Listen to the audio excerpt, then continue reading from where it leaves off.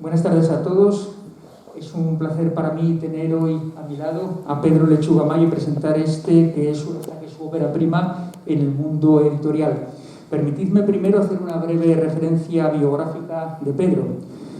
Collantino, nacido en 1978, hijo a su vez de dos conocidos collantinos, una de nacimiento, Concepción Mayo, concejala del Ayuntamiento de Valencia Don Juan entre 1995 y 2007 y procuradora de las Cortes de Castilla y León entre 2007 y 2011, y otro de adopción, el también escritor y periodista Peri Lechuga, de casta le viene algo, ¿verdad? Pedro es licenciado en Ciencias de la Información por la Universidad Pontificia de Salamanca y en sus casi 20 años de trayectoria profesional, su inquietud le ha llevado a tocar casi todos los palos relacionados con el mundo de la comunicación. Ha trabajado en televisión en la Daimler Chrysler TV en Stuttgart, ciudad en la que residió durante 2 años tras finalizar su licenciatura. También en radio, en las emisoras Intereconomía y Onda Cero. Impulsó también el proyecto periodístico Viva PA, del periódico especializado en este deporte, y en el ámbito de la comunicación corporativa ha sido director de comunicación de Fundación Carriegos y de la Clínica San Francisco. En la actualidad, Pedro es columnista en el diario La Nueva Crónica y extradigital.es, responsable de comunicación en Grupo HM Hospitales de León, decano del Colegio de Periodistas de Castilla y León y presidente de la Asociación de Periodistas de León, cargos estos dos últimos para los que fue elegido en 2014 y 2017 respectivamente. Y por si todas estas actividades no fueran suficientes, en este año se lanza al reto de su primera incursión en el mundo editorial con la publicación de este libro, que es el que hoy presentamos y que, como ven, vaya por su segunda edición en los poquitos meses que lleva a la venta. COVID-19 periodistas juega en su título precisamente con su contenido, la visión de 19 periodistas ubicados en 19 países repartidos por todo el globo sobre esta pandemia, la COVID-19, que marcará sin duda este año en los libros de historia como uno de los más aciagos en la era contemporánea, sin duda. Nosotros no lo veremos en los libros de historia, pero seguramente nuestros descendientes lo verán escrito. Este libro nos aporta una visión en primera persona de 19 colegas de profesión de Pedro en países tan dispares como Australia, Egipto, Venezuela, México, Holanda, Marruecos, República Dominicana y así hasta 19 de los 5 continentes. De qué sucedió en la primera hora de la pandemia, cómo reaccionaron los gobiernos, cuál fue la actitud de la ciudadanía, del ciudadano a pie, qué enfoque se le dio desde los medios de comunicación, el impacto en redes sociales. En definitiva, 5 continentes enfrentados a un problema global y los errores y los aciertos cometidos por los medios de comunicación en el tratamiento de la información, sobre lo que los periodistas, cuyas entrevistas aparecen en el libro, reflexionan dando la respuesta a las preguntas que Pedro les plantea. Si bien cada uno de ellos aporta su visión concreta, Pedro en las primeras 60 páginas aproximadamente del libro extrae una serie de conclusiones que preceden luego a las entrevistas individuales a cada uno de los periodistas. Estas son las principales, en mi opinión, las principales conclusiones, en mi opinión, que las supercondenso en solamente 15 líneas. A ver si hemos acertado, Pedro. La importancia de contrastar las fuentes y cuestionar la versión oficial, en unión con la existencia de periodistas especializados en las materias tratadas, redunda en el ejercicio de un periodismo riguroso, crítico y constructivo que aporta a los temas tratados la visión de los que realmente saben y permite a la ciudadanía tener elementos de juicio con los que formarse una opinión fundada y actuar en consecuencia. La salud democrática de un país es directamente proporcional al ejercicio de la libertad de prensa que un gobierno propicia y a la transparencia con la que éste informa a sus ciudadanos. Es otro de los puntos que a mí me parecen relevantes.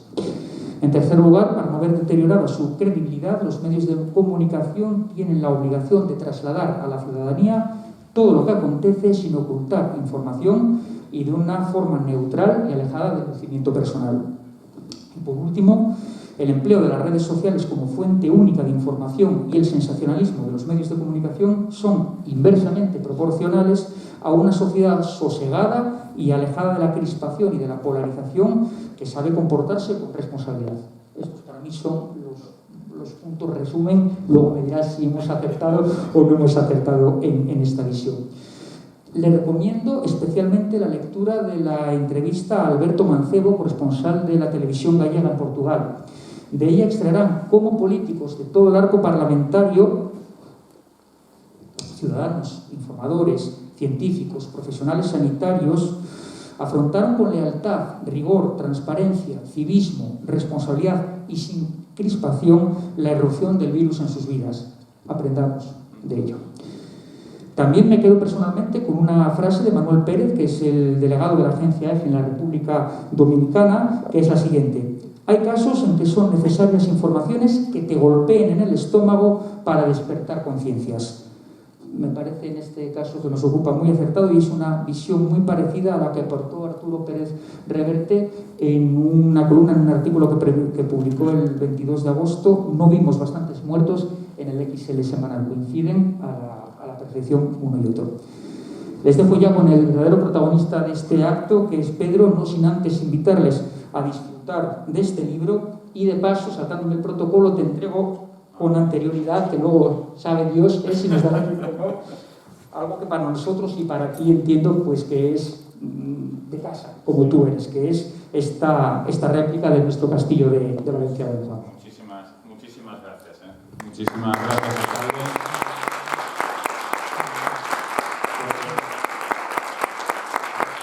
Esto se lo digo a mi hija por este castillo antes, cuando estaba abierto. De niño hicimos travesuras, jugamos, pasamos muchas horas en este nuestro castillo, con lo que me hace muchísima ilusión, de verdad, de todo corazón. Gracias.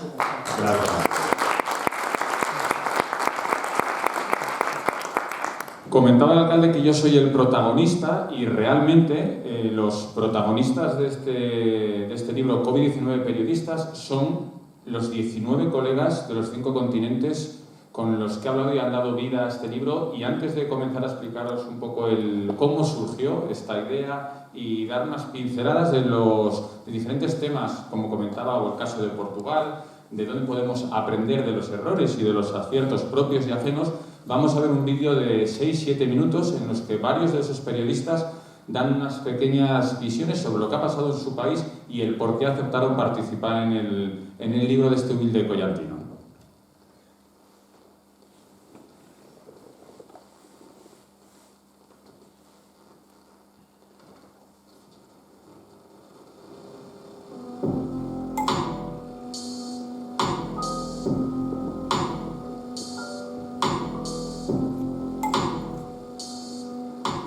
Soy Gerard Soler, soy periodista y vivo y trabajo en Ciudad de México. Considero que es muy interesante poder participar en un libro sobre el tratamiento y la cobertura que le han dado los medios de comunicación de varios países a la pandemia de la COVID-19, porque en estos meses los medios de comunicación han adquirido, creo, un papel, una función aún más relevante a la que pueden tener habitualmente. Se han convertido en el vehículo de información de millones de personas sobre un tema muy importante, ¿no? La gente se informaba a través de los medios de cómo iba la pandemia, de qué cosas se podían hacer, qué medidas oficiales se tomaban, qué cosas estaban prohibidas. Así que es muy interesante ver cómo lo han hecho en cada país.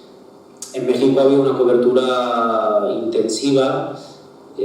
Se ha abordado la crisis y la pandemia desde ángulos muy diferentes, pero en líneas generales, salvo algunas excepciones, ha habido poco periodismo de investigación o un análisis profundo de datos, y curiosamente han sido corresponsales extranjeros y medios internacionales los que han sacado más reportajes analizando datos y poniendo un poco en duda, con datos y con testimonios y con entrevistas, poner en duda las cifras oficiales, que aquí en México se ha dado un subregistro importante tanto en el número de contagiados como en el número de muertos.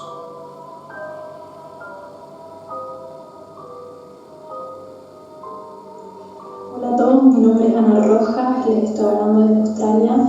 Y bueno, me pareció muy relevante el libro de Pedro porque abarca 19 miradas en torno a cómo los medios de comunicación están cubriendo el tema de esta pandemia.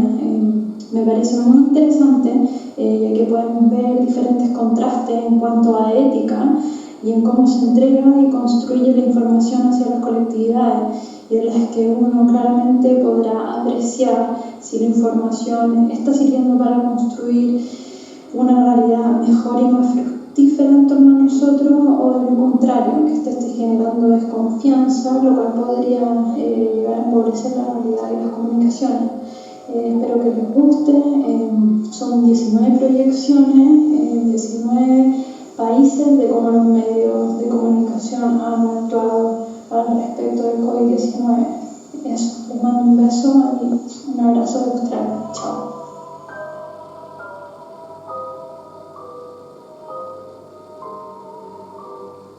Soy José María Rodero, soy periodista y trabajo en Pekín, en China. Me ha parecido muy interesante participar en este libro porque creo que es importante todo lo que vaya en la dirección de abrir un debate sobre la situación actual de los medios de comunicación, especialmente sobre su papel como servicio público de información al ciudadano y sobre todo en situaciones de emergencia como la pandemia de COVID-19, donde creo que algunos problemas que ya arrastraban los medios se han visto todavía más acentuados.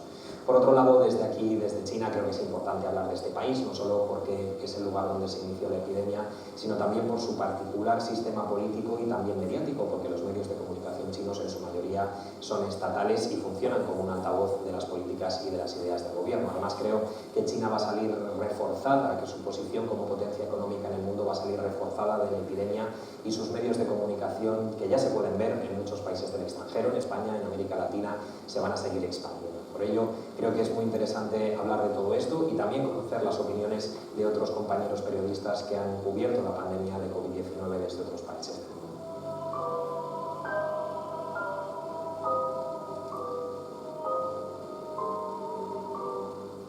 Hola, me llamo Pau Ramírez, soy corresponsal en Brasil y creo que es importante participar en este libro para dar a conocer cómo han actuado distintos gobiernos alrededor del mundo a la hora de enfrentarse al nuevo coronavirus. Aquí en Brasil, por ejemplo, hemos tenido uno de los peores ejemplos con un gobierno negacionista que desde el primer momento ha intentado negar el impacto del virus entre la población, y esto ha convertido a Brasil en uno de los principales epicentros de la pandemia y en uno de los países con más muertos y más contagios. El gobierno, además, intentó ocultar las cifras, y esto ha provocado una unión de los principales medios de comunicación del país, una unión realmente histórica, y han hecho el papel de la prensa, que no es otro que divulgar la verdad, lo que estaba sucediendo, reuniendo los datos que cada día ofrecían las secretarías regionales de sanidad para divulgar la cifra total cada día de muertos y de contagios, algo que el gobierno pues se negó a hacer.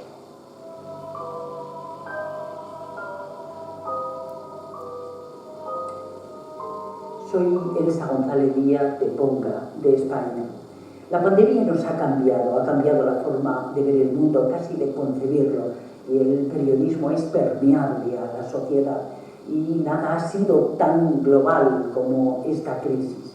El periodismo ha estado a la altura de las circunstancias, cómo ha abordado esta pandemia, con libertad de información, libertad de prensa, se ha investigado suficientemente, hemos sido servicio público para la ciudadanía, hemos hecho frente a las fakes, a las mentiras, hemos servido realmente a la sociedad. Bueno, todos estos puntos creo que es fundamental analizarlos, estudiarlos, para hablar del periodismo del futuro.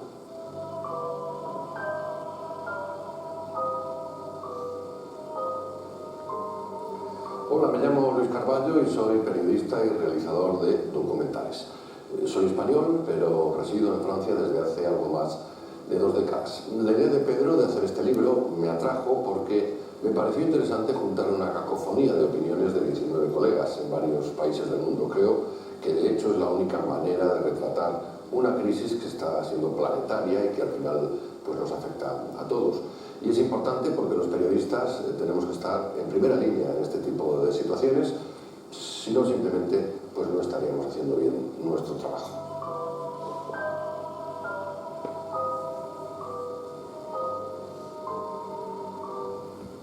Bueno, pues estos son algunos de los periodistas que dan vida a este libro y, como decía yo, son los verdaderos protagonistas de esta publicación. Voy a comentar el por qué surge este libro. Como estamos en casas, durante la presentación, si alguna de las personas que está aquí quiere hacer algún comentario o quiere hacer alguna pregunta sobre alguno de los temas, porque voy a ir tocando diferentes temas de los que se pueden leer en el libro, establecemos un diálogo y encantado de intercambiar opiniones, pensemos o no lo mismo, que esto también es yo creo que el éxito de este libro, no todos los periodistas que participan opinan lo mismo en las preguntas que les hago relacionadas con el periodismo, con la COVID-19, entonces eso es lo bonito, intercambiar opiniones para llegar al final a intentar mejorar como personas, como periodistas y como sociedad. Pues este libro nace de casualidad. Yo estaba trabajando, esto lo comentaba antes a Miguel Ángel, llevaba trabajando desde hace más de un año en una novela histórica, que lleva su tiempo, y un día, a principios de abril, os acordaréis, el gobierno turco de Erdogan paraliza un avión en suelo turco con alrededor de unos 150 respiradores que habían comprado varias comunidades autónomas de nuestro país, y el gobierno turco decide retener ese avión porque consideran que esos respiradores a lo mejor podían ser utilizados para su población. En ese momento, como yo estuve en Alemania trabajando y viviendo, tenía contactos con una periodista turca y se me ocurrió la idea para mi página web de ofrecer al lector lo que tenemos que hacer los periodistas, las diferentes visiones de un mismo tema para que el lector saque su propia conclusión. Eso es lo que tenemos que hacer los periodistas, no nos engañemos. Es ir a diferentes fuentes, exponer todo lo que ocurre y que el lector luego, o el oyente o el espectador, saque su conclusión.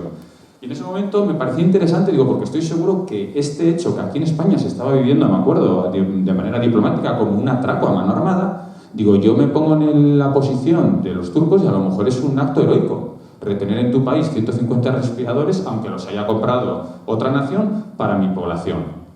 Y cuando estaba trabajando en este reportaje, pues se me encendió la bombilla, hay que decirlo así, y dije, Pedro, piensa en grande, no cometas el mismo error que cometimos o que cometieron, de ver la pandemia mirando al suelo, o levantando un poco la mirada, pero no yendo más allá de unos metros. La pandemia nos ha demostrado que el coronavirus no entiende ni de fronteras ni de kilómetros. Entonces dije, piensa en grande y da una visión, ya no solo la diferencia entre Turquía y España, sino una visión global, una visión mundial de cómo 19 sociedades diferentes, 19 sectores de medios de comunicación diferentes, 19 gobiernos diferentes han afrontado esos primeros meses que realmente en los momentos tan excepcionales como esos es cuando se demuestra de qué estamos hechos. Tanto a nivel personal como a nivel político, como a nivel de ciudadanía. En esos primeros meses según las diferentes reacciones, se puede ver muy bien de qué están hechos, de qué pasa están hechas las sociedades, como luego hablaremos de Portugal, porque al final hay que aprender de los errores y de los aciertos. Y luego ahí empezó, claro, la difícil misión de contactar con 19 periodistas de los 5 continentes. El número de periodistas, lógicamente, me lo dio el nombre del coronavirus. Dije, bueno, pues Pedro, ponte en la tarea de buscar 19 colegas de 19 países diferentes. Tenía claro que para dar la visión global tenían que estar los 5 continentes, con lo que por eso también incluía Australia. Y la manera, que me lo pregunta mucha gente, la manera de conseguir los diferentes periodistas, pues ha habido de todo tipo. Hay desde algunos que yo ya tenía contacto pues a través de otros profesionales. Luego es verdad que me he dado cuenta cómo los corresponsales que hay por el mundo son en muchas ocasiones una gran familia, y de uno me ha ido pasando a otro. Pau Ramírez, el periodista de Brasil, para que veamos en el mundo globalizado, es un periodista catalán que trabaja en Brasil para una agencia de noticias china. Para que veamos un poco que tiene todo, o sea, tiene todo. Entonces, pues Pau, por ejemplo, me pasó el contacto de República Dominicana. El de República Dominicana me pasó el de Francesca Cicardi de Egipto. Es decir, por ahí conseguí algunos contactos y luego algunos a puerta fría. Nos lo permiten las redes sociales, pues canales como LinkedIn o Twitter. Cuando yo veía interesante que un país lo quería incluir en el libro, pues me ponía en la tarea de buscar qué periodistas de renombre, qué periodistas de prestigio estaban trabajando en ese país.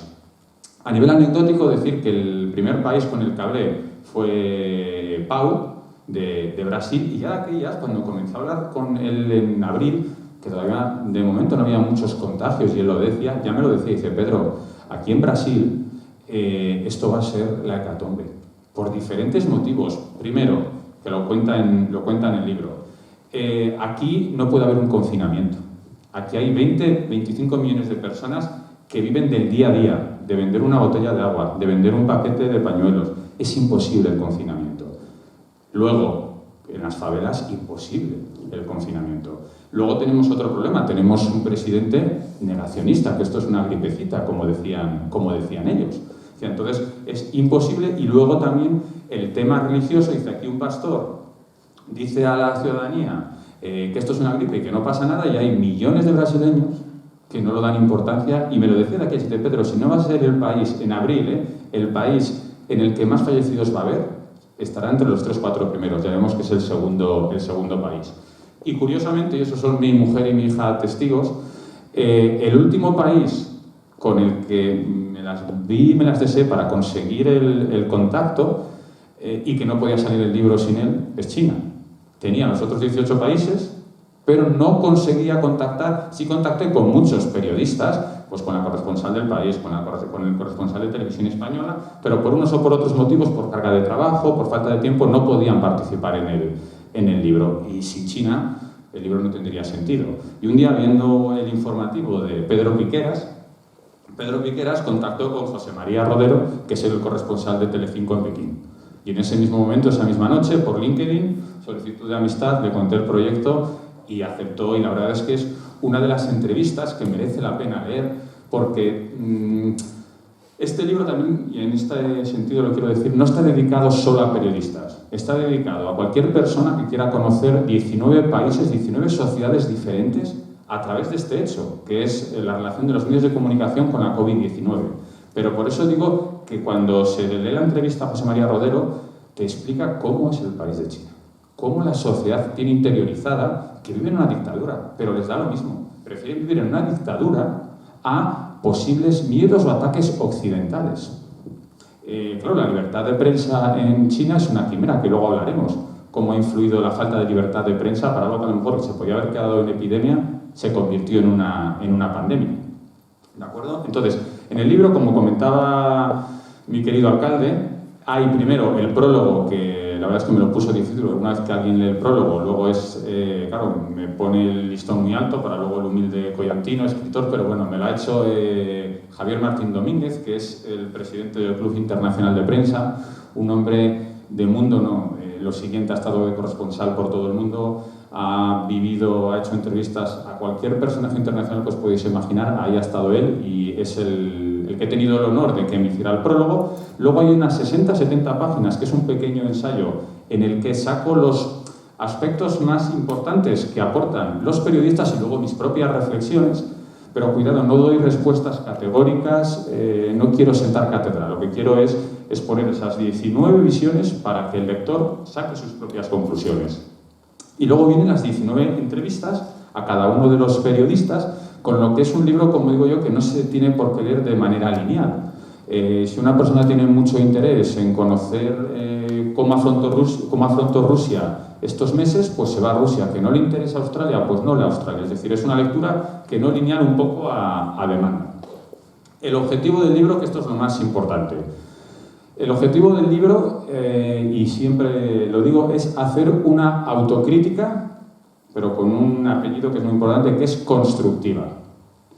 Esto no va de perseguir, de señalar con el dedo, de criminalizar, no.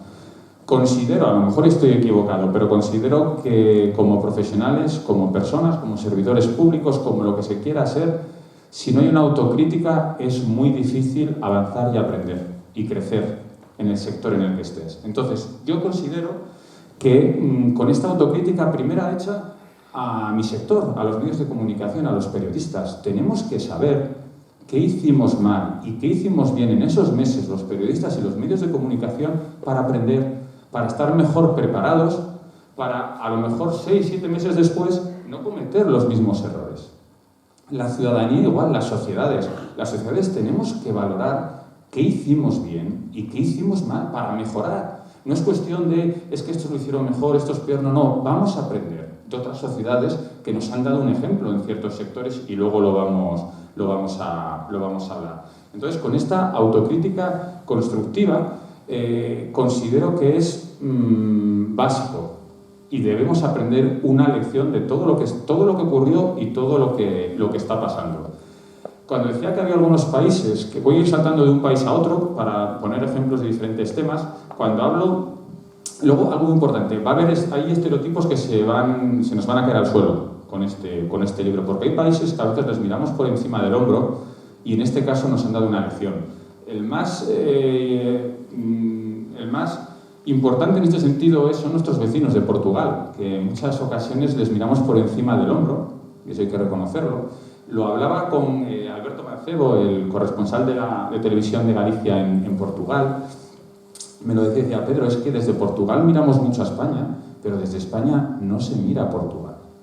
Es más, y me lo decía, tú haces ahora una pregunta a 10 personas, ¿qué sistema? Si somos una república, si somos una monarquía, dice, y de las 10 personas, más de la mitad quizás ni lo sepan.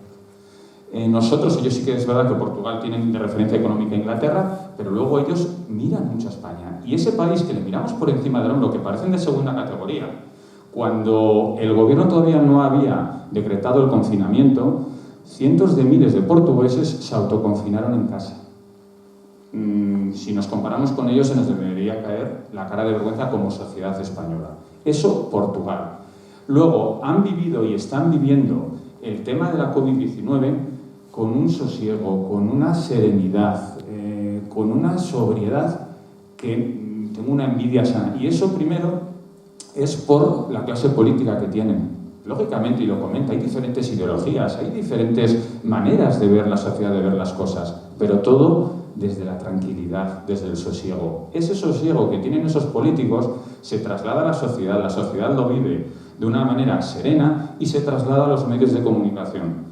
Si nos ponemos en un espejo cómo es la sociedad española actual o otras sociedades que aparecen en el libro, pues se nos cae la cara de vergüenza. En este sentido, luego le preguntaba algo muy importante con el tema de la COVID-19, la importancia de las noticias falsas, de los fakes, de los bulos, y me decía, Pedro, aquí en Portugal no tenemos ese problema. Que yo la verdad es que me sorprendió, porque digo, al final yo pensaba que era un problema global, mundial, y más teniéndolos aquí al lado, decía, Pedro, no.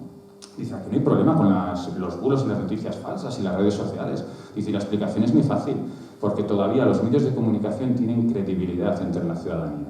Es decir, los portugueses creen lo que dicen los medios de comunicación, creen lo que dicen los periodistas, con lo que no tienen necesidad de acudir a otra fuente para contrastar si lo que dice ese medio es cierto o no.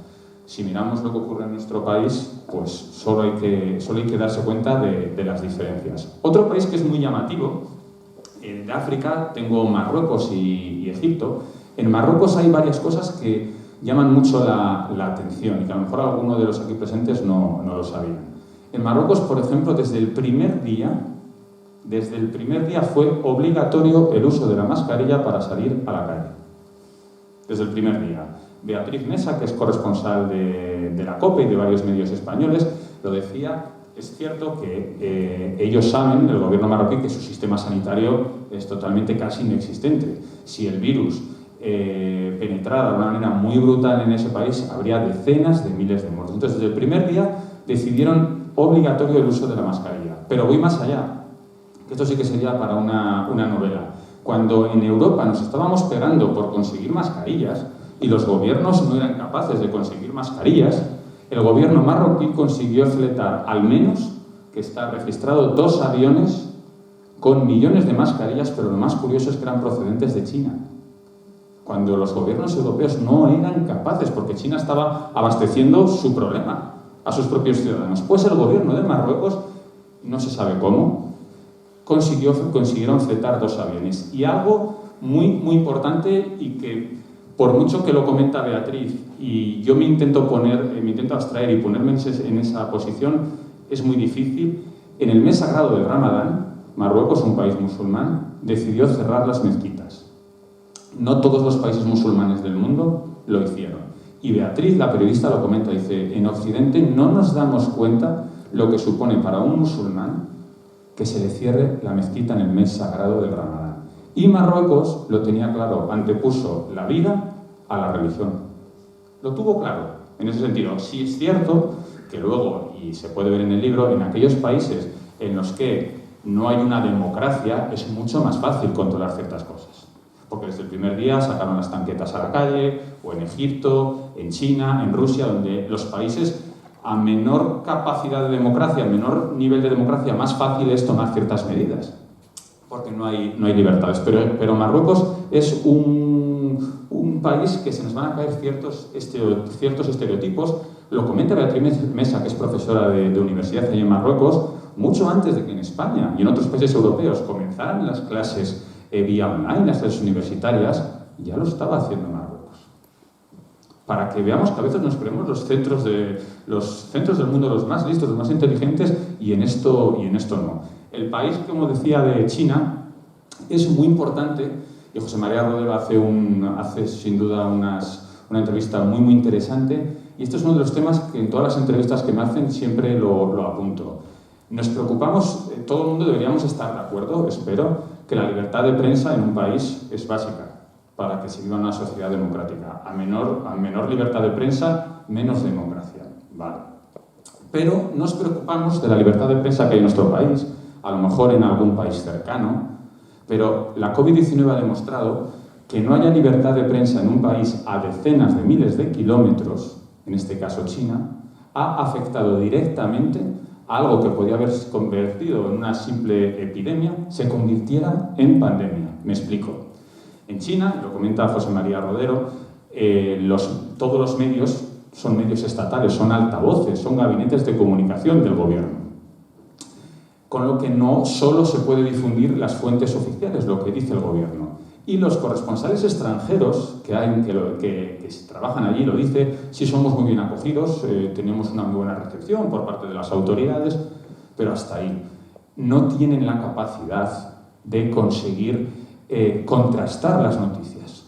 Ya no solo, dice, bueno, aquí es impensable conseguir que un funcionario te filtre un documento, una versión paralela a lo que dicen las fuentes oficiales, porque claro, las consecuencias son automáticamente un tiro en la nuca. Dice, es imposible encontrar que un funcionario te filtre datos para poder contrastar y desmentir lo que dice la fuente oficial. Pero dice, ya solo ir por la calle, hacer una encuesta y encontrar que un ciudadano diga algo contrario a la versión oficial, es imposible. Entonces, ¿esto qué hace?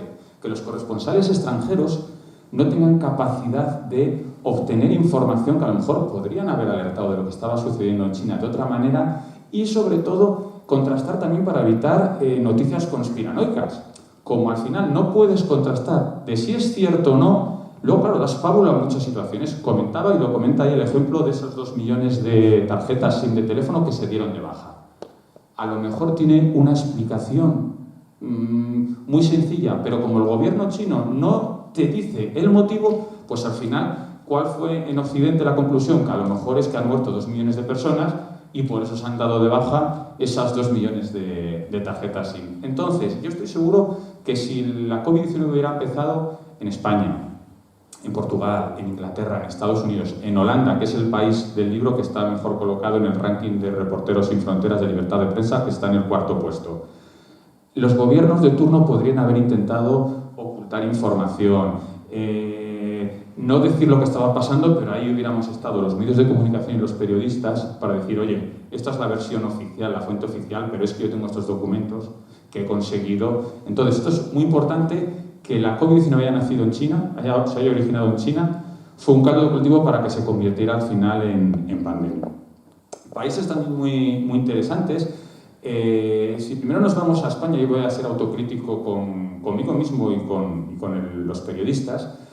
En España hay 3 tipos de países en ese libro. Como decía, los países en los que hay dictaduras y los medios de comunicación son gabinetes de comunicación del gobierno, de tal manera que los medios oficiales dicen lo que dice el gobierno, no se equivocaron, dicen lo que dice el gobierno, sin problema. Luego hay algunos otros países que tomaron medidas muy rápidas, véase Argentina. Argentina, cuando había muy pocos casos de contagios, confinamiento total, que ahora el problema económico que tienen, que era el país con más meses, llevaban ya 5 o 6 meses de confinamiento, pero en Argentina nada más que había unos pocos contagios, el gobierno argentino decidió hacer un confinamiento. Ahí los medios de comunicación no se equivocaron. Llega la pandemia, confinamiento, esto es muy grave. Pero en el 90% de los países, incluido España, tengo que decir que los medios de comunicación y los periodistas en las primeras semanas no estuvimos a la altura de las circunstancias. Y me explico. Y por eso digo que es una autocrítica constructiva. Las fuentes oficiales decían que esto no iba a haber un contagio comunitario, que iba a quedarse en unos pequeños casos, que esto no iba a llegar, no iba a tener la misma dimensión que estaba teniendo en China y que estaba teniendo aquí cerquita, en Italia. Esa era la fuente oficial. Y los medios de comunicación y los periodistas, quitando alguna excepción que la hubo, pero muy pequeña, no fuimos capaces de acudir a otras fuentes científicas y médicas. No estamos hablando de dar altavoz a conspiranoicos, no. Ir a entrevistar a un investigador alemán, a un virólogo italiano, a un científico australiano, a quien fuera, para que nos dieran la versión de si realmente eso que estaba ya llegando, que ya estaba en Italia, a España podía pasar lo mismo. Nos creímos la fuente oficial. No se preocupen. Y hoy, por ejemplo, un caso, no sé si os acordaréis, Lorenzo Milán, tiene que ser, es un ejemplo de periodista, todo el mundo cometemos errores. Lorenzo Milán hizo una conexión en la que quitó importancia a lo que estaba sucediendo, que era como una gripe. Y eso, hablando con los restos de colegios de periodistas de toda España, lo veíamos como un periodismo de rigor, no alertar a la población. Fíjate cómo lo está explicando, está haciendo, pues sinceramente, se equivocó y nos equivocamos, porque luego había algún otro periodista que entraba en las conexiones con mascarilla al inicio, y yo me acuerdo que por las redes sociales hubo una foto que ponían a los dos y ponían Lorenzo Milá, periodismo de rigor, el corresponsal que estaba con una mascarilla, sensacionalismo. Y yo reconozco, de los que aplaudí a Lorenzo Milá, por tranquilizar a la sociedad, por creerme esa fuente oficial. Entonces, en esas primeras semanas no estuvimos a la altura de las circunstancias. Dicho esto, yo creo que tras ese shock inicial, el periodismo en nuestro país ha hecho una labor muy importante y yo creo que de notable. Hemos primero vuelto a contar historias. Los periodistas somos narradores de historias. Hemos vuelto a contar historias. Ya no nos hemos creído siempre en las fuentes oficiales. Hemos denunciado los problemas que había en las residencias, la falta de EPIs, las situaciones caóticas que se vivían en torno a la pandemia. Hemos escuchado a las fuentes oficiales, pero también hemos ido a otras fuentes. Hemos dado voz a científicos, a virólogos, a epidemiólogos, que al final es nuestro trabajo. Nosotros, un periodista, es lo que son sus fuentes. Los periodistas no sabemos de todo.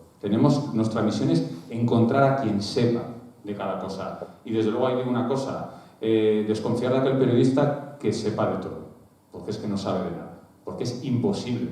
Un periodista tiene que tener sus fuentes, pero hemos llegado a un momento en el que preferimos, en vez de identificar las fuentes y decir yo esta información la sé porque me lo ha dicho esta fuente, me la atribuyo yo, con el hecho de ser una estrella. Y eso no debería ser así. Hemos vuelto a hacer una labor de divulgación. Los medios de comunicación en España, de sensibilización, con las medidas de prevención, entretenimiento. Hemos pasado unos meses en los que, curiosamente, se han registrado unas audiencias históricas, pero eso no se ha visto correspondido con ingresos publicitarios. Y los medios de comunicación, quitando los medios públicos, somos empresas. Es algo muy paradójico. Hemos tenido audiencias históricas, pero los ingresos de publicidad han caído por los suelos, con lo que hay una destrucción de empleo en el sector del periodismo en nuestro país, y en la mayoría de los que aparecen en el libro, brutal. Y eso al final va a ir en contra de la propia sociedad, de la democracia de una sociedad, de la pluralidad informativa. Entonces yo creo que en España, y lo comenta Elsa González, que es la compañera que sale, que es la presidenta de FAPE, sí que se ha hecho un periodismo, yo creo, bastante aceptable. A ver, y ahí hago también la reflexión, si es verdad que ha habido medios de comunicación y periodistas que ni en esta situación han sido capaces de salir de su trinchera ideológica, su trinchera editorial, y un poco en algo tan excepcional como esto. Si no han sido capaces de hacer eso y han seguido escondidos en su trinchera, no lo van a hacer. Y eso es triste. Como sector del periodismo y como sector de una sociedad cívica, una sociedad plural. Y los ha habido y los hay. No son todos, no son la mayoría, por suerte, pero es verdad que hay. Quitando esos casos de las líneas editoriales están bien siempre y cuando no mientan. No puedes utilizar una línea editorial para mentir. Quitando esos medios o esos periodistas, yo creo, como decía, que se ha hecho un periodismo bastante aceptable y, sobre todo, sin caer en el sensacionalismo cuando estábamos ante un tema que da para sensacionalismo por un lado y por otro, al 100%. Creo que se ha hecho un periodismo bastante riguroso. Cuando hablo de sensacionalismo, lo más importante al final es el tema de las imágenes. Y eso, luego, si alguien tiene una opinión al respecto, encantado de escuchar. A ver, en el sector de los medios de comunicación, del periodismo, hay un debate histórico donde está el límite en ciertas imágenes entre lo que es sensacionalismo y lo que es periodismo de rigor. Nosotros venimos, nuestro país, este mismo debate sucedía con el terrorismo. ¿Qué imágenes eran las que había que emitir, las que había que ver en los periódicos y cuáles no? Yo, siendo adolescente, yo he visto imágenes de atentados terroristas en nuestro país, en revistas, en la televisión, que si a alguien se le ocurre poner un medio de comunicación, se le ocurre poner esas imágenes, no me quiero imaginar la que se prepararía en las redes sociales y el medio tendría que cerrar. Y esas imágenes las vi de adolescente. Mi hija, que tiene 9 años, esas imágenes no las va a ver. ¿Eso es bueno o malo? No lo sabemos. Si ese paternalismo, ese buenismo que nos ha obligado a la sociedad y que los propios periodistas nos hemos autocensurado es bueno a la larga.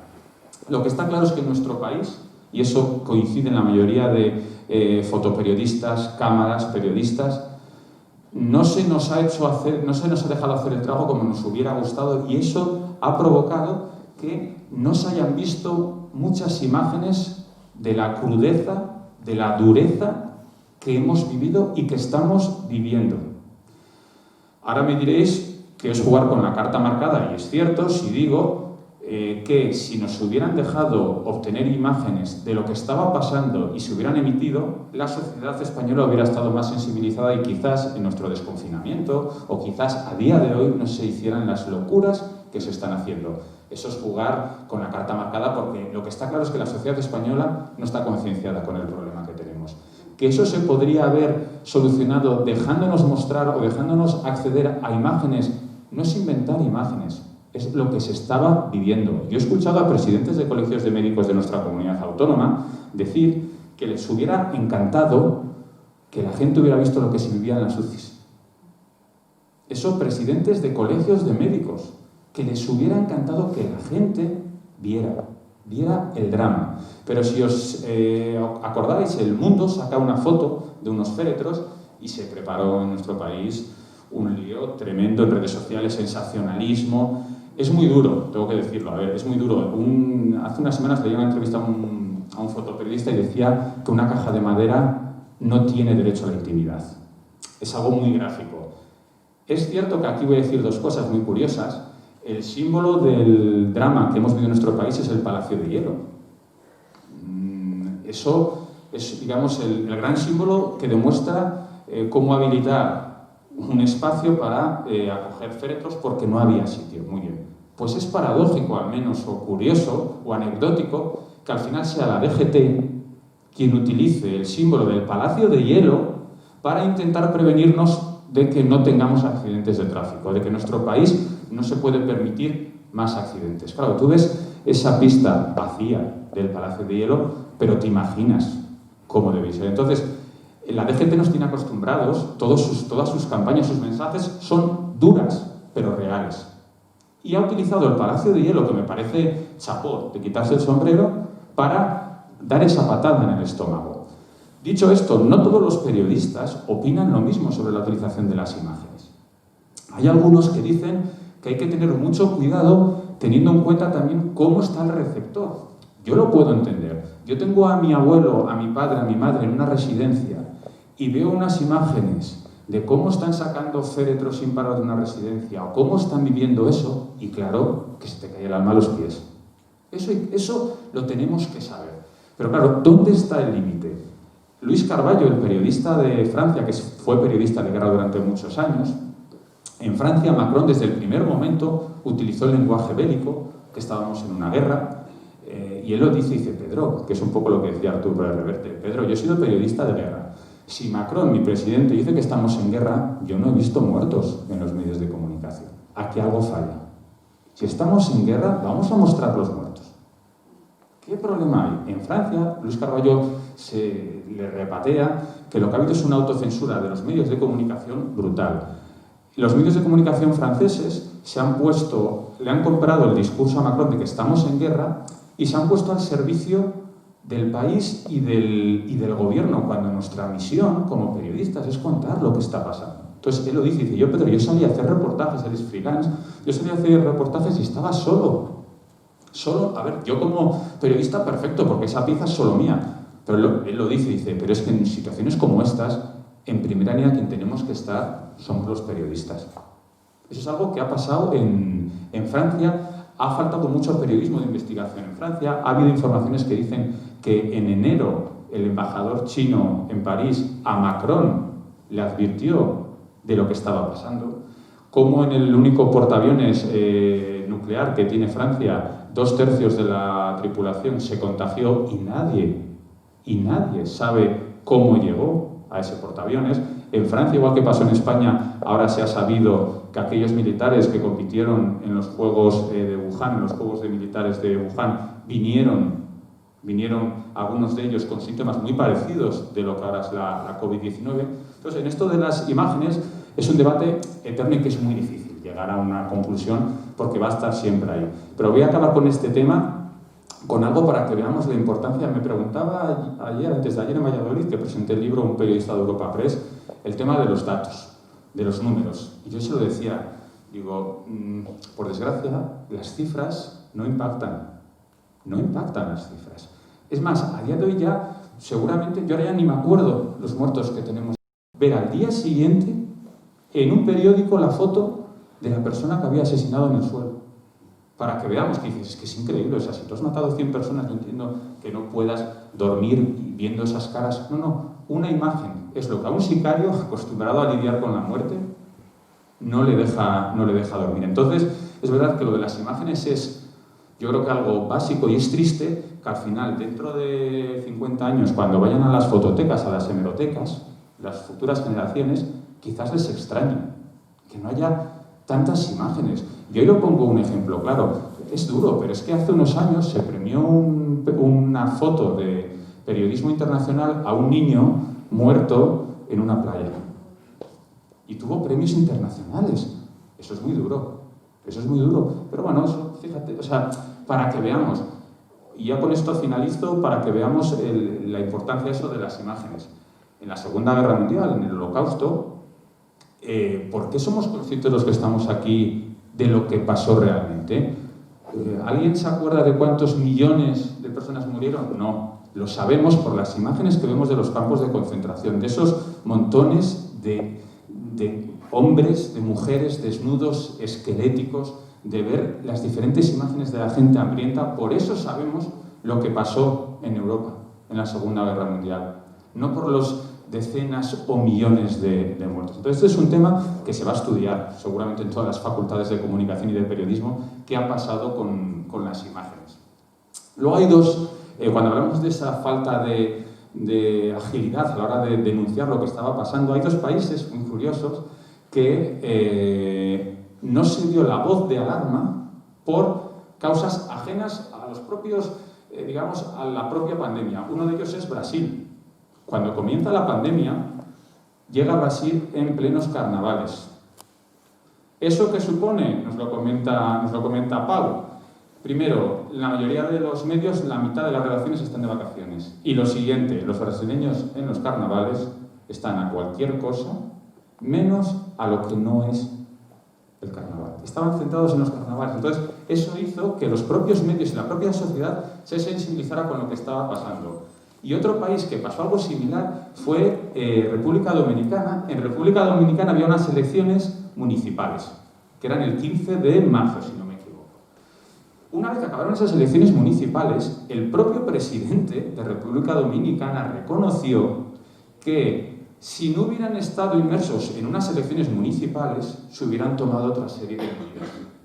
Pero que querían haber acabado el proceso electoral pues para afectar lo menos posible, finalizar el proceso electoral y luego tomar medidas. Son dos países en los que no se dio un paso adelante por esas causas ajenas, una lúdica y otra, en este caso, política de unas elecciones.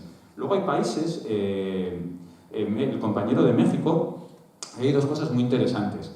Primero, lo que dice él, en México, como ha pasado en la mayoría de los países, las cifras de fallecidos, de contagiados oficiales no concuerdan con la realidad. Pero los medios de comunicación mexicanos, los locales, no hicieron labor de investigación. Eso que provocó que tuvieron que ir medios internacionales, véase The New York Times, The Guardian, El País, para hacer un reportaje de investigación y denunciar que esas cifras no coincidían. Eso que provocó, curiosamente, que los medios locales de México criticaran a los medios extranjeros, cuando los medios extranjeros lo único que hicieron fue hacer su trabajo, el que tenían que haber hecho ellos.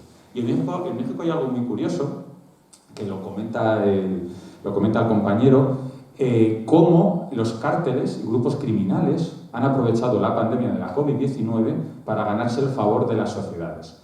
Los cárteles se han dedicado, donde no llegaba el gobierno, a repartir víveres y todo tipo de utensilios necesarios para un poco hacer la labor que no hace el gobierno y decir que ellos son el gobierno real. Pero cuidado, no solo se han dedicado a hacer ese reparto, que luego se lo cobrarán.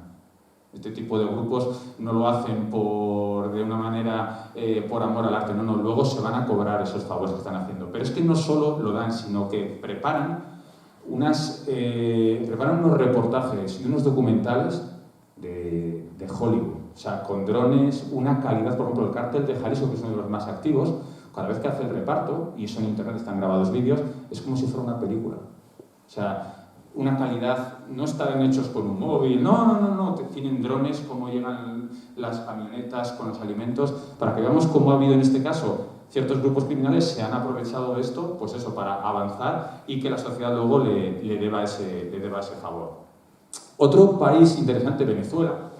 En Venezuela, por ejemplo, ahí sí es verdad que tomaron medidas muy pronto, nada más que había también unos pocos de contagios, decidieron hacer un confinamiento que lo comenta el colega, es muy curioso porque era voluntario pero de obligado cumplimiento. Eso, entonces, pues Venezuela es así, ¿qué le vamos a hacer? Entonces, claro, eso que ha provocado que los medios, en Venezuela hay los medios estatales, los medios oficialistas de gente del gobierno de Maduro, que son altavoces, y luego hay otros medios que son muy cercanos a la oposición. Por un lado, los medios que se han convertido, los medios oficialistas, los medios de Estado, como era un confinamiento voluntario pero de obligado cumplimiento, han estado cayendo en el elogio, primero, de esa buena decisión del gobierno de hacer un confinamiento y también de la población. Entonces, fíjate, la población, como voluntariamente se quedó en casa. Desde luego, eso va contra cualquier rigor periodístico. Pero es que los medios opositores, de los que se espera a lo mejor que sí cumplan con esos requisitos mínimos del periodismo, con tal de no elogiar al gobierno, lo que hicieron fue no decir nada, para que veamos. O sea, que es un poco decepcionante de decir, vale, que los medios oficiales hagan su labor y sean canales de altavoces del gobierno, vale, pero que luego los opositores tampoco lo hagan por tal de no favorecer al gobierno, pues es lamentable desde el punto de vista periodístico. Es más, cuando llega Guaidó, prepara varias ruedas de prensa con cantazos, es cuando van los periodistas, y tuvieron que ser los corresponsales de medios extranjeros de decirle que una y no más, que siendo la situación no podía hacer ese tipo de ruedas de prensa con 30, 40 periodistas pegados con el micrófono, que las hiciera vía telemática. Para que veamos algo muy, muy curioso. En Rusia, cuando hablábamos de lo de las imágenes, en Rusia, por ejemplo, sí que utilizaron las imágenes, las pocas imágenes que había de Italia y de España, para meter miedo, para sensibilizar a la ciudadanía rusa de lo que podía pasar si no seguían las indicaciones del gobierno. Y allí los medios, dirigidos por el gobierno, lo que hicieron fue dar información confusa, pero conscientemente. O sea, esto es la utilización del manejo de la información. De tal manera que al final el ciudadano ruso no sabía si podía salir de casa, o si podía partir de 1 hora, con lo que al final la gente tenía más miedo a las multas que a acontecer con lo que al final no salían. Entonces fue una utilización de desinformación para tener un poco controlada a la sociedad. Esto al final, y lo sabemos, aquí todo ha habido un caso de geopolítica. Rusia envió en su día a Italia médicos rusos para ayudarles. China, lo mismo. Todo esto es una geoestrategia, que esto, cada cosa que sucede tiene una explicación. Me entiendo que lo acordéis, y lo decía Pedro Baños, el leonés, el coronel Pedro Baños, cuando en varios hospitales de Madrid iban furgonetas con chinos a dar gratis mascarillas, que a mí me sorprendía. Esa gente no va allí por una decisión personal, no, eso es todo controlado desde la propia embajada para ganar imagen que tenemos en España respecto a China, porque luego hay unos intereses y demás, pero para que veamos un poco cómo durante la pandemia lo que es la geoestrategia, la geopolítica ha parado, lo decía José María Rodero, y es que lo ha acertado. China va a ser sin duda la gran beneficiada de todo lo que ha pasado, a nivel económico, a nivel social y demás. O sea, ha demostrado cómo, ahora cuando me pregunta mucho la gente, y ahora cuando estás viendo en China que tienen fiestas multitudinarias, la gente, ¿es real o no? No lo sabemos, y ese es el problema, no lo sabemos, con lo que al final todo dudas de todo lo que puede estar pasando. Y luego hay 2 países, en Brasil y Estados Unidos, en los que hay que diferenciar entre la versión del presidente y la versión del gobierno. Es decir, el presidente dice algo y a los 5 minutos en la misma rueda de prensa sale el Fernando Simón de turno de ese país y le tiene que desmentir al presidente.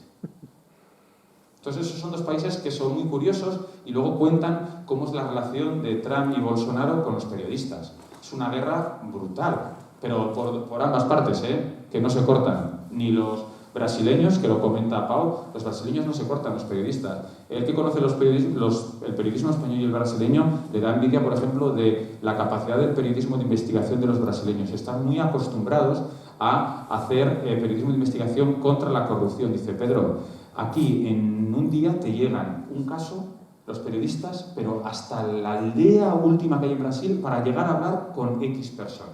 En Brasil está la guerra que tiene Bolsonaro y sus hijos con los medios de comunicación, que cuando hay algún periodista o algún medio de comunicación que publica algo que no interesa a Bolsonaro o a los hijos, ellos tienen lo que llaman el gabinete del odio, que es una serie de bots, de robots, y comienzan unas campañas de ataque brutales personales contra el periodista o contra el medio en cuestión. Prueba de que hablamos como la utilización de las noticias falsas por parte del gobierno. Hicieron una campaña de apoyo a Bolsonaro y el que escribió el tuit de Bolsonaro se equivocó y puso Bolsonaro con 2 L's. Eso le puede pasar a cualquiera.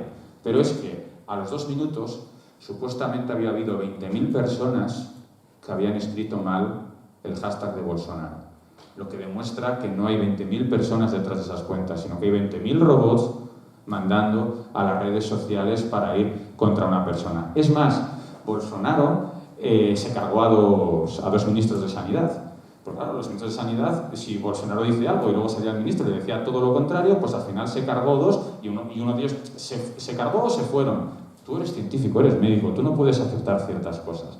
Pero en el tema de Brasil, como comentaba, de los científicos, Bolsonaro, con las dichosas cifras, con tal de que los grandes medios, o Globo, los grandes medios, no dijeran en el informativo más visto de la noche las cifras de ese día, comenzó a retrasar la hora a la que daban las cifras oficiales. Es decir, si allá a las 8 de la tarde el informativo que había la mayoría de los brasileños era a las 8 de la tarde, Bolsonaro daba las cifras a las 9 de la noche. Eso que provocó que todos los medios de comunicación quedaran de acuerdo y estuvieran emitiendo lo que estuvieran emitiendo, una película, un programa, una vez que Bolsonaro lo daba a las 9, a las 9 y cuarto, cortaban la emisión y daban los datos. Para que veáis, y eso es una guerra, y lo comenta Pau, es una guerra encarnizada, pero por ambas partes, por los medios de comunicación y por Bolsonaro. Es decir, Bolsonaro llegó al poder por noticias falsas, por las redes sociales, pero aquí los medios no se cortan. Y en Estados Unidos pasa lo mismo. Estamos acostumbrados a ver a Trump insultar y desprestigiar a los periodistas públicamente, pero eso sí, eso es algo que tenemos que tener en cuenta cuando se hablan de las libertades. Y lo comenta Edgar Costa, que es el periodista que trabaja allí. Puede haber una guerra brutal entre un periodista, entre un medio, contra... Pero lo que nunca va a hacer Trump, ni ningún presidente de Estados Unidos, es hacer una ley que huela un poquitín a coartar la libertad de prensa. Me lo explicaba en el libro, decía, Pedro, aquí el tema de las libertades, en España no lo entendemos igual. Y es más, cuando mandaron a hacer el confinamiento, había manifestaciones, lo veríais en los telediarios, de gente que decía que el gobierno no puede decir a un ciudadano que cierre su tienda, que cierre su bar, y la gente no lo entendía y estaba en contra, y había manifestaciones, tomaron ciertos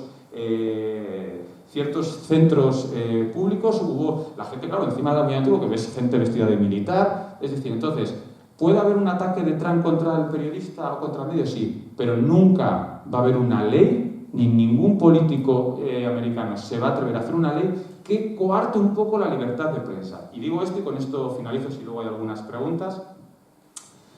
Una de las cuestiones que hago a los 19 periodistas es si en sus países los gobiernos de turno han utilizado la excusa de luchar contra las noticias falsas para coartar ciertas libertades y entre ellos la libertad de prensa. Hay países en los que sí, véase Marruecos, Egipto, China, en los que había una ley contra la difusión de bulos que se ha puesto más severa, y eso ha servido, lógicamente, para callar las bocas de los disidentes y de la gente que no opinaba como el gobierno.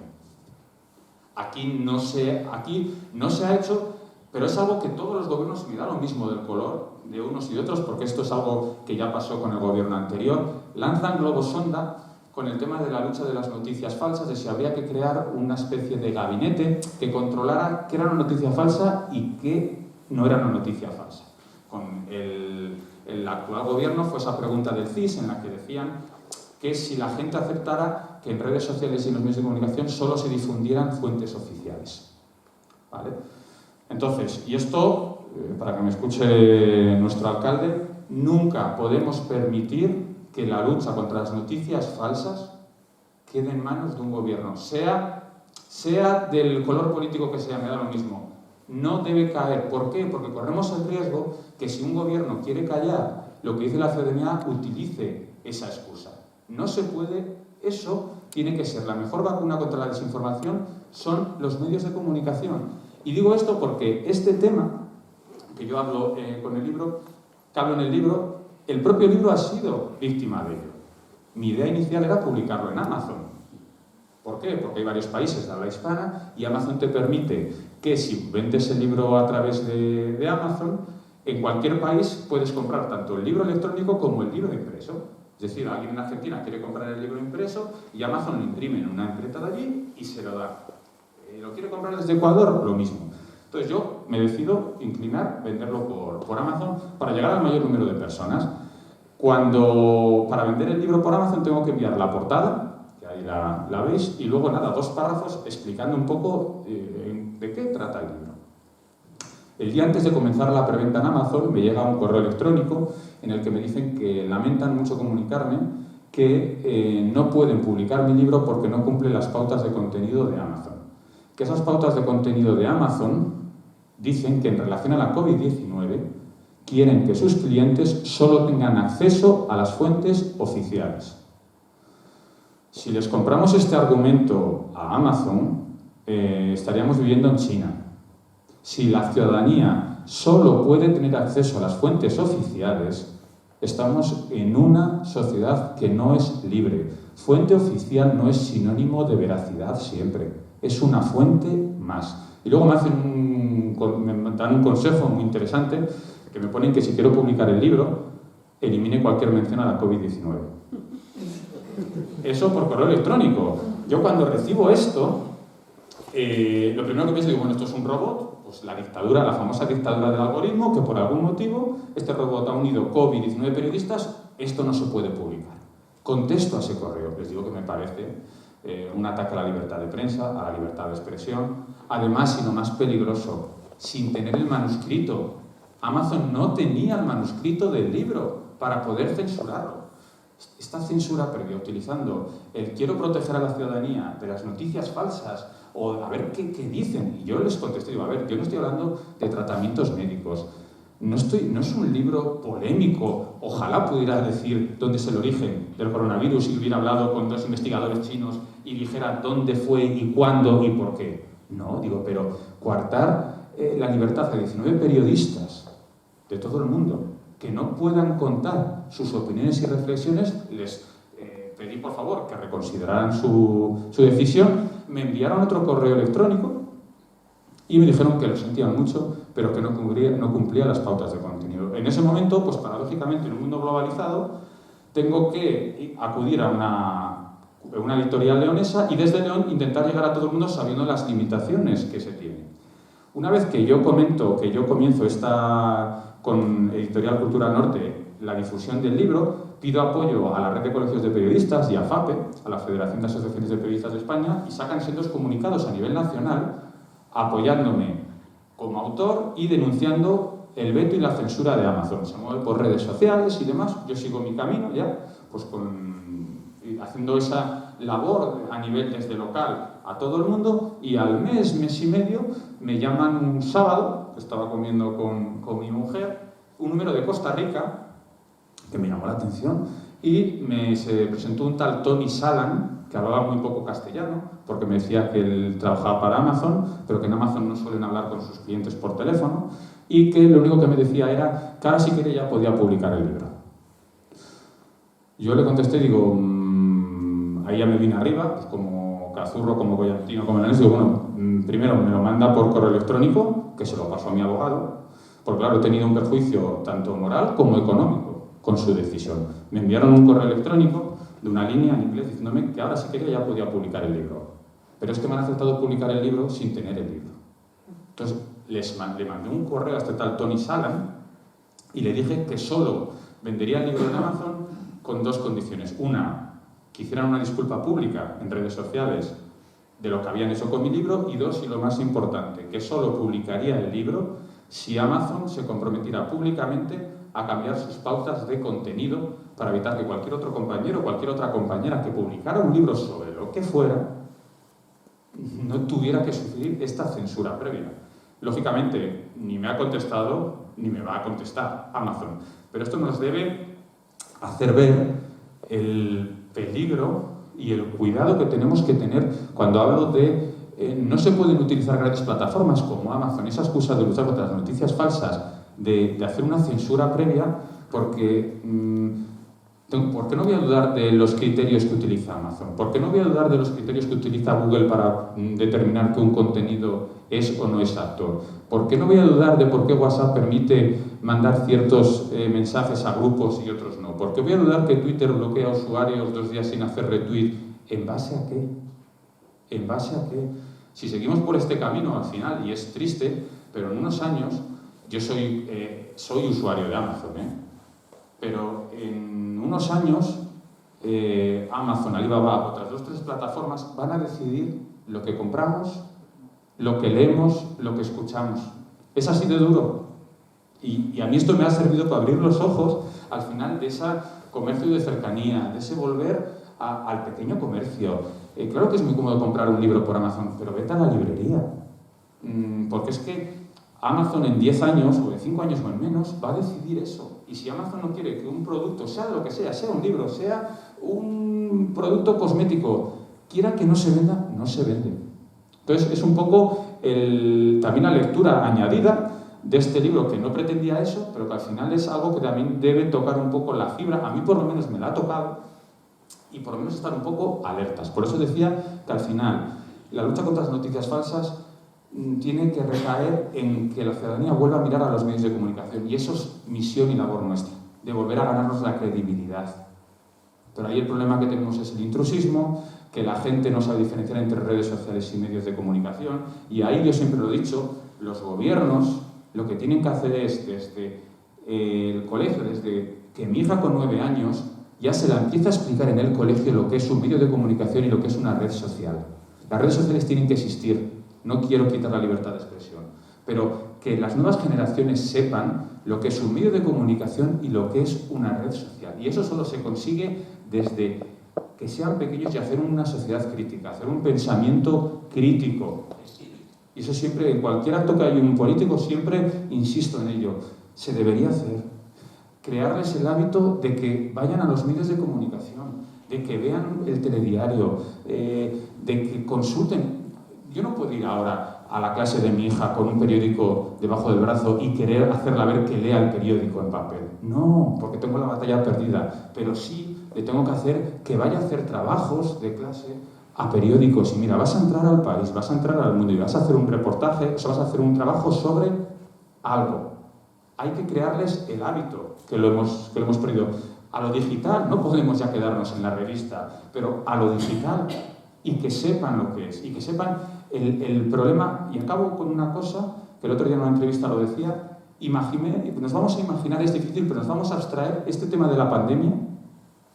Si no hubiera, por ejemplo, primero WhatsApp, que tiene 5, 6, 7 años, si no hubiéramos tenido WhatsApp durante esta pandemia, si hubiéramos vivido todo esto con un mayor sosiego, una menor crispación, una menor desinformación total, y ya no digo nada si no hubiera habido redes sociales. Es decir, nos vamos a imaginar que esto pasa y solo hay medios de comunicación, con diferentes líneas editoriales, pero medios de comunicación, la radio, la televisión, los periódicos.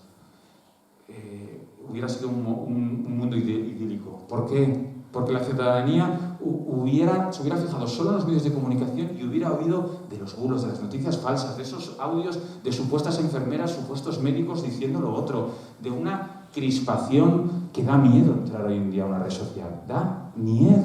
Entonces, si no hubiéramos tenido eso, yo lo pienso ahora, lo hubiéramos vivido esto pues como Portugal, con sobriedad, diferentes ideas, diferentes maneras de ver la vida, diferentes ideologías, no pasa nada. Pero si en esto no hemos sido capaces de ir a una, es algo que debemos hacernos mirar. Y ya con esto, es que yo cuando me pongo a hablar no callo, ¿eh? Tengo aquí a mi hija y a mi mujer que me están mirando y yo es que reconozco que cuando cojo un micrófono tengo mucho peligro, ¿eh? ¿Hay alguna pregunta, crítica, comentario? Pues claro, he hablado tanto que yo creo que ya el libro se puede comprar igual, aunque ya he contado todo el libro. Les recomiendo que lo lean porque merece la pena. Lo ha condensado muy bien Pedro, pero merece la pena leerlo, que nos dará una visión a todos mucho más amplia de cómo se ha llevado efectivamente en todo el mundo. O sea que mi recomendación, que lo compran, que lo disfruten. Y gracias al Ayuntamiento de Valencia de Don Juan, porque yo tenía claro cuando hice el libro que lo quería presentar en 4 sitios: León, porque es donde vivo; Tineo, que es el pueblo de mi mujer; Salamanca, que es donde estudié periodismo y soy lo que soy gracias a Salamanca; y luego en mi pueblo, donde los primeros 18 años de mi vida, para bien y para mal, se lo comentaba a mi hija, por aquí he hecho yo muchas diabluras por esta misma Casa de la Cultura. Entonces es muy sentimental, pero me da que hoy esté yo aquí arriba en vez de cuando veía aquí las películas de cine que ponía Caja España o cuando venía las pastoradas. Es decir, que para mí es un orgullo en mi pueblo, y lo tenía claro. En verano lo intentamos, se complicó el tema, pero tenía claro que Valencia de Don Juan, ahora ya con esto ya puedo, si ya no quiero presentarlo en más sitios, ya he cubierto y he cerrado el círculo. Gracias.